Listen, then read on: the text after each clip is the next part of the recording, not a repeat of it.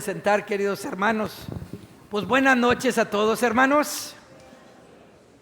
Al reunirnos en este tercer domingo de Cuaresma, ya vamos al final de esta semana, llevamos a medio camino de Cuaresma, nos sumergimos en el Evangelio de Juan, capítulo 2, nos enfocamos en la purificación del templo.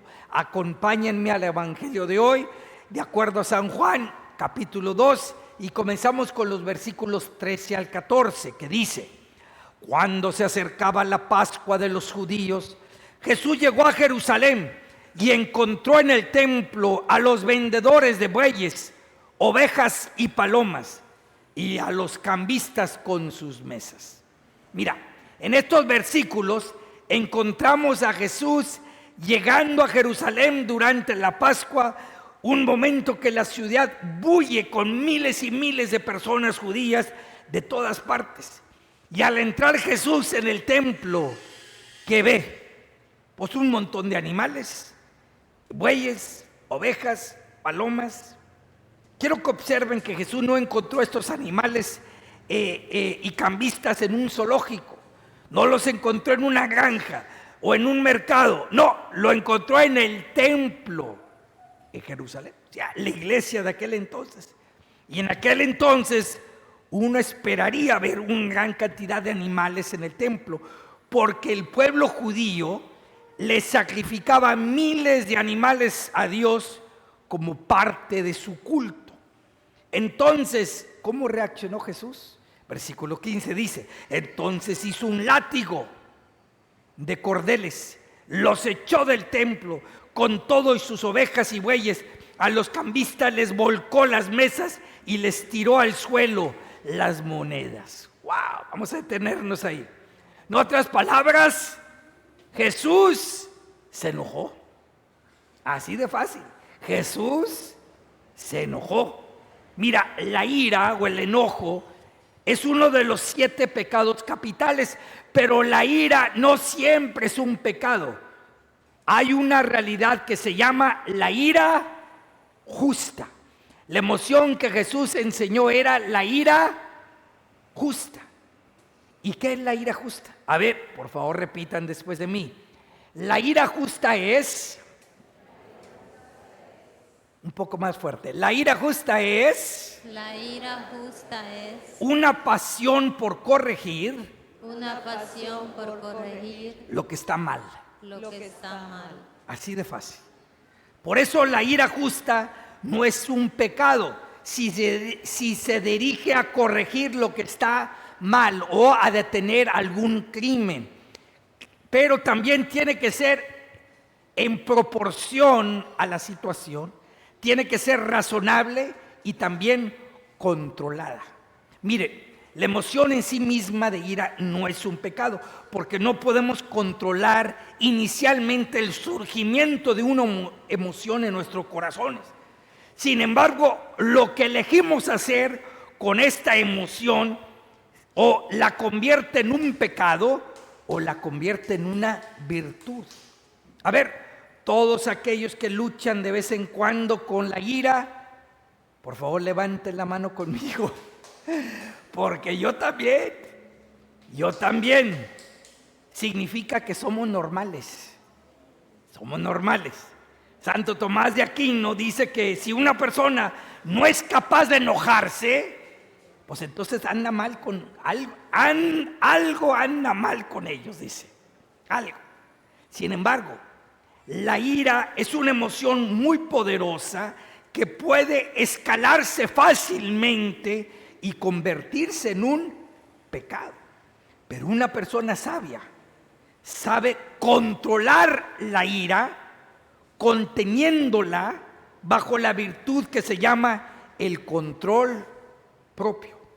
A ver, entonces, ¿qué debes de hacer si experimentas ira o te enojas? Mira, para manejar la ira o el enojo de manera saludable, toma un momento breve y presenta tu ira a Jesús en oración. Señor, estoy a punto de explotar, pero te presento esta ira. Y si tu ira es de Dios, El Espíritu Santo la va a dirigir tu ira justa para detener algo malo, pero será proporcionada a la situación, controlada y también razonable. Pero si la ira no es de Dios, entonces el Espíritu Santo comenzará a sanarte y a calmarte. Entonces, inmediatamente levanta tu ira a Dios, preséntasela al Señor. Entonces, ¿por qué Jesús estaba tan enojado? Mira, por lo menos 4 razones. Razón número 1, la mayoría de las personas al llegar a Jerusalén de afuera necesitaban comprar un animal para sacrificar en el templo. El problema era que antes de que estos animales pudieran ser sacrificados, debían de ser certificados como impecables por un inspector oficial. Pero la gente del templo pues tenía un monopolio en animales certificados. Señor inspector, aquí traigo mi oveja para ofrecer a Dios. Y el inspector decía, mira, esta oveja tiene defectos, no se puede aprobar, pero si quieres una oveja aprobada, tienes que ir con mi amigo en aquel puesto y comprarle una. Y ellos cobraban lo que querían, tratando de enriquecerse en la casa de Dios. No le gustaba a Jesús. Razón número 2, en el templo no aceptaba ningún tipo de dinero extranjero. Entonces estos cambistas ganaban su vida intercambiando la moneda romana que tenía la imagen de César por la moneda judía que sí era permitida en el templo. El problema es que muchos de ellos cobraban una tarifa muy alta para cambiar la moneda. Así que había un grupo de gentes que a veces no eran lo más honestos en el templo. Razón número 3. Jesús lo hizo porque la casa de su padre estaba siendo profanada por la irreverencia. Cuando la casa de Dios se usa para un propósito que no reconoce la santidad de Dios, esa actividad carece de la reverencia debida a Dios. Por ejemplo, imagínense que si se usa el interior de nuestra hermosa iglesia para un mercado de pescados, que empiecen a vender pescados aquí, o peor, que aquí pongan una cantina, nomás los viernes. Pues no, esas acciones carecerían de la reverencia debida a Dios por la santidad de Dios. Razón número 4, la más importante. La casa de Dios era una casa de oración, no era un mercado. Y el templo constaba de una serie de grandes espacios abiertos llamados patios. El primero era el patio de los gentiles, donde entraba cualquier persona. Luego seguía el patio de las mujeres, solo las mujeres entraban. Luego seguía el patio de los hombres israelitas, solo los hombres entraban. Luego seguía el patio de los sacerdotes, solo los sacerdotes. Y esa ya conducía al lugar santo de los santos, en el interior. Pero toda esta compra y venta estaba teniendo lugar en el primer patio, en el patio de los gentiles. Mira, cualquier persona que no fuera judía se consideraba un gentil. La mayoría de nosotros, si viviéramos en esa época, probablemente seríamos gentiles. Mira, y el único lugar donde se permitía orar fuera en el patio de los gentiles. Y ahora imagínate que ahí estamos, en ese patio grandote de los gentiles, tratando de orar, tratando de enfocarnos en Dios, pedirle perdón, pedirle lo que necesitamos, pero a tu alrededor había caos y conmoción, escuchando y oliendo los animales ahí apestosos, el ruido de las monedas, la gente vendiendo cosas, gritándose, discutiendo en los negocios. Pregunta, ¿podrían orar y adorar a Dios en ese ambiente? Pues por supuesto que no. Y Jesús estaba muy molesto porque le estaban robando a los gentiles la oportunidad de orar y encontrarse con Dios en la casa de su Padre, en el templo. Así que Jesús los echó a todos del templo porque tenía celo por la casa de su Padre. Pero Jesús no perdió el control. No estaba fuera de control Jesús, La ira justa de Jesús era proporcional a la situación, controlada y también razonable. Les voy a dar un ejemplo. Por ejemplo, Jesús tomó el tiempo para hacer un látigo de cuerdas. Eso significa que Él hizo un plan de acción para esa situación. Papás y mamás aquí presentes, si un día tus hijos están fuera de control, primero deben, y te dan ganas de darles con el cinto, primero deben de tomar un momento en oración, presentarle su ira al Señor y pedirle a Dios que te dé un plan de acción. De preferencia un plan que ya está preestablecido y discutido de antemano con sus hijos. Por ejemplo, en los deportes, cada jugador conoce las reglas y conoce lo que sucede si se rompen las reglas de antemano. Pues así también hay que hacerle con los hijos. Eso se llama disciplina predecible. Cuando de antemano se discuten y se deciden las reglas, los límites, las penalizaciones y las bendiciones también. O sea, así Jesús sacó a los animales del templo, y Él los empezó a hacer con latigazo, pero no a las personas, a los animales, a los bueyes. Ahora, bueyes, y ¡pum!, les daba latigazo para que se saliera. Y a los cambistas les volcó las mesas, les tiró al suelo las monedas. Pero quiero que noten, versículo 16 dice: y a los que vendían palomas les dijo: quiten todo de aquí. O sea, quiero que noten que Jesús fue mucho más tranquilo con las palomas. Eso enseña que su respuesta fue proporcional. No las tumbó, no las tiró para no lastimar las palomas. Solo les dijo: sáquenlas de aquí. Es simplemente les dijo: sáquenla, quiten todo de aquí. Y cuando le preguntaron a Jesús: ¿y qué señal nos das de que tienes autoridad para actuar así? Él respondió: destruir este templo y en 3 días lo levantaré. ¿Y de qué templo estaba hablando Jesús? Del templo de su cuerpo. Hoy día, ¿dónde está el templo de Dios, hermanitos? Pues aquí.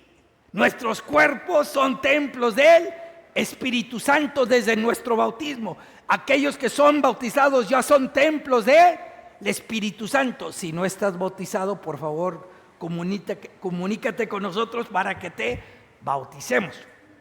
Nosotros somos piedras vivas del nuevo templo. Somos el santuario vivo de Dios. Mira, viene a la mente una canción que la traduzco en español, una canción originalmente en inglés, pero la traduzco en español. Dice algo así: Señor, prepárame para ser un santuario puro y santo, probado y fiel, con acción de gracias. Seré un santuario viviente para ti. Pregunta: ¿necesita tu santuario, tu templo, una limpieza? ¿Necesita Jesús venir a tu templo con un látigo a expulsar todo lo que está profanando la casa de su Padre? Quizá tu alma se ha convertido en un mercado o una cueva de demonios. ¿O es tu alma verdaderamente una casa de oración?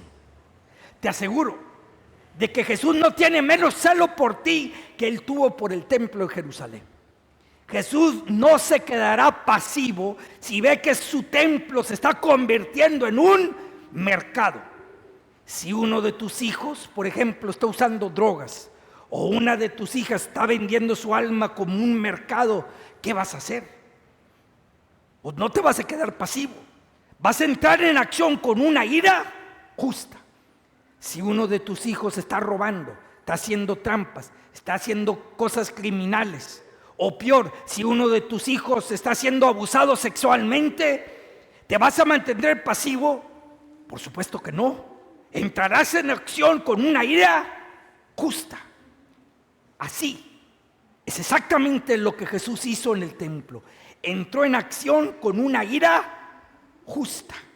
Y hoy Jesús quiere entrar en acción y limpiar el templo de tu vida. Ahora bien, Dios, siendo un papá perfecto, utilizó una disciplina predecible con nosotros. Eso significa que Dios nos reveló de antemano las reglas, los límites, las penalizaciones y también las bendiciones de su hogar. Vamos a la primera lectura de hoy del libro de Éxodo, capítulo 20, versículos 1 al 17, donde encontramos 10 normas objetivas para nuestra vida. Versículo 1 dice: en aquellos días el Señor promulgó estos preceptos para su pueblo en el monte Sinaí. Quiero que noten que Dios no promulgó 10 sugerencias. Él promulgó ¿qué? 10 preceptos o mandamientos. Vamos a repasarlos a ver qué tan limpio está tu templo. A ver, ¿quién me puede decir los 10 mandamientos? En orden. Número 1. Primer mandamiento se encuentra en el versículo 3 al 4. No tendrás otros dioses fuera de mí. No te fabricarás ídolos ni imagen alguna de lo que hay arriba en el cielo, abajo en la tierra o en el agua debajo de la tierra. No adorarás nada de eso.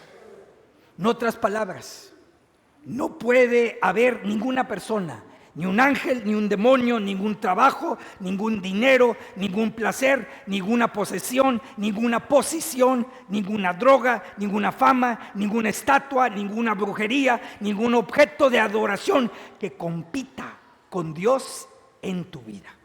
Por ejemplo, has participado en el ocultismo, la brujería, las sesiones espiritistas, el vudú, las cartas del tarot, la ouija, la Santa Muerte. Traes una cosa aquí de la Santa Muerte. Si has hecho esto, entonces has roto este mandamiento, porque esas cosas son una forma de idolatría. Dios tiene que ocupar verdaderamente el primer lugar en nuestras vidas las 24 horas del día, los 7 días de la semana. No podemos poner a Dios en una caja en nuestra vida. No podemos ser cristianos los domingos y ser otra cosa durante la semana. En pocas palabras, Dios nos pide que lo amemos con un corazón indiviso. Ok, el segundo mandamiento, ¿quién lo sabe? Versículo 7 dice: no harás mal uso del nombre del Señor tu Dios. En otras palabras, no faltes el respeto a Dios con tu lenguaje. No digas chistes malos. Como cristianos, llevamos el nombre de Dios, somos parte de su familia y estamos llamados a dar honor a su santo nombre. O sea, no faltes el respeto a Dios con tus palabras. Mira, para muchos hermanos protestantes, el segundo mandamiento es: no te fabricarás ídolos ni imagen alguna. Pero para nosotros los cristianos católicos eso es parte del primer mandamiento. ¿Por qué? Porque el no tendrás otros dioses y el no fabricarás ídolos, pues es el mismo pecado, la idolatría. Permiten que les explique algo. En el Antiguo Testamento Dios prohibió la fabricación de imágenes para ser usados como ídolos, y prohibió la creación de imágenes que lo representaran a Él. ¿Por qué? porque Dios es invisible. Nadie lo había visto, según Deuteronomio 4:15. Pero todo eso cambió cuando nació Jesús. ¿Por qué? Porque Jesús es el Hijo de Dios. Porque Jesús es ahora el Dios invisible que se hizo visible, nació entre nosotros. Ahora, si alguno de nosotros estaba allá y si tocabas a Jesús, ¿a quién estabas tocando? A Dios. Y imagínate que tú dibujaras en un cuaderno o pintaras a Jesús en aquel entonces. ¿A quién estuvieras dibujando o pintando? Pues a Dios, porque Jesús es el Hijo de Dios. En otras palabras, la razón de no hacer imágenes de Dios en el Antiguo Testamento ya no eran válidas después de que nació Jesús entre nosotros. Por eso en el Nuevo Testamento la iglesia nos ha permitido venerar imágenes y estatuas de Jesús y también de los santos, siempre y cuando la imagen o la estatua en sí no se convierta en un ídolo. Imágenes sí, ídolos no, desde que Jesús se encarnó. Ok, continuemos. ¿Quién me puede decir el tercer mandamiento? Versículos 8 al 10. Acuérdate de santificar el sábado. 6 días trabajarás y en ellos harás todos tus quehaceres, pero el día séptimo es día de descanso, dedicado al Señor tu Dios. En otras palabras, la adoración y el culto a Dios no es opcional. Para el pueblo judío, el día dedicado al Señor, a ese culto, es el sábado. Pero para nosotros es el domingo, porque ese fue el día que Jesús resucitó y nos libró del poder de la muerte. Y nosotros santificamos el día del Señor, no solo no trabajando el domingo, pero también haciendo ¿qué? Estar acostados en la cama todo el día, viendo la televisión todo el día, estar pescando o estar jugando fútbol.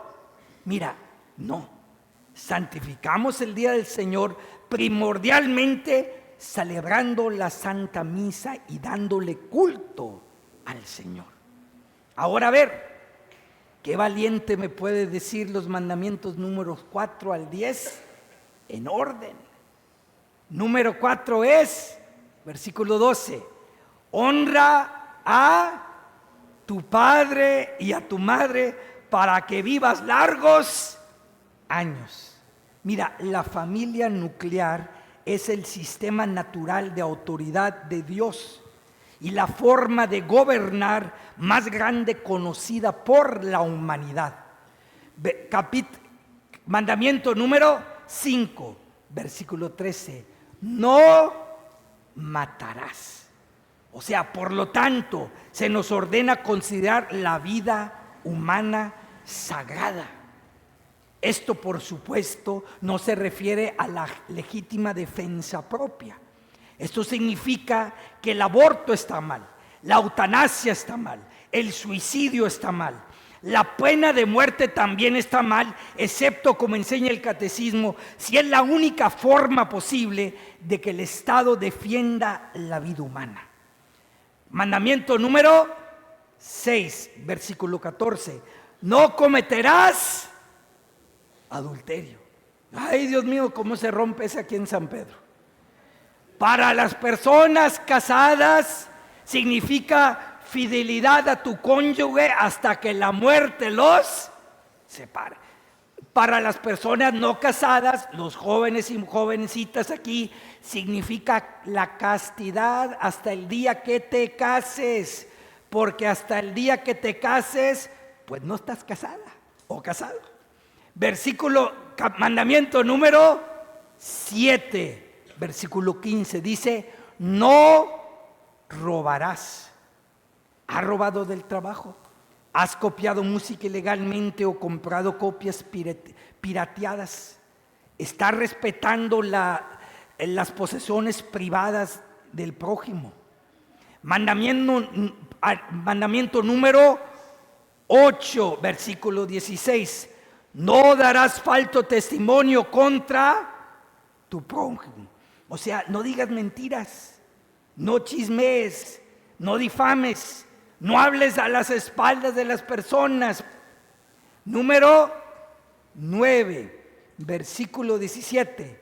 No codiciarás la mujer y también el hombre de tu prójimo.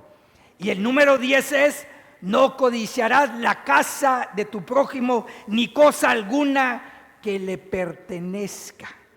Ahora, algunos hermanos protestantes colocan los números 9 y 10 juntos como uno, pero para nosotros los separamos.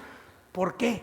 Porque no es lo mismo codiciar la esposa de tu prójimo y codiciar el carrito de golf de tu prójimo. Diferente pecado. El primer pecado es la lujuria, el adulterio del corazón. Pero el otro pecado se llama la codicia o los celos o la envidia. Es diferente tipo de pecado. Y Jesús resumió los mandamientos número 4 al 10 diciendo: amarás a tu prójimo como a ti mismo. Y ya ves, los 10 mandamientos no son cadenas que nos quitan la libertad. No, son oportunidades para amar a Dios y para amarnos a nosotros mismos y a nuestros vecinos como a nosotros mismos. A ver, hermanito, hermana, ¿has roto alguno de estos 10 y no te has reconciliado con Dios? ¿Sabes qué? Tu templo necesita limpieza. Y puedes esperar hasta que Jesús actúe y a lo mejor saque un látigo. O puedes ser proactivo y humildemente confesarlos con un sacerdote. Vamos a tener tiempos de confesión esta Cuaresma para que se limpie en el templo, hermanos. Mira, los 10 mandamientos yo los veo como una regla. Y si tomas, por ejemplo, una hoja de papel y tratas de dibujar a mano libre una línea perfectamente recta, pues vas a fracasar. Ahora, pero si tomas una regla y luego apoyas tu pluma en ella, entonces podrás dibujar una línea perfectamente recta. Eso significa que si tu vida está guiada por la regla llamada los 10 mandamientos, entonces con la gracia de Dios podrás dibujar en tu vida una línea perfectamente recta hasta el cielo. Y tu alma será verdaderamente un santuario de Dios. Señor, prepárame para ser un santuario puro y santo, probado y fiel, con acción de gracias. Seré un santuario viviente para ti. Que así sea. Amén.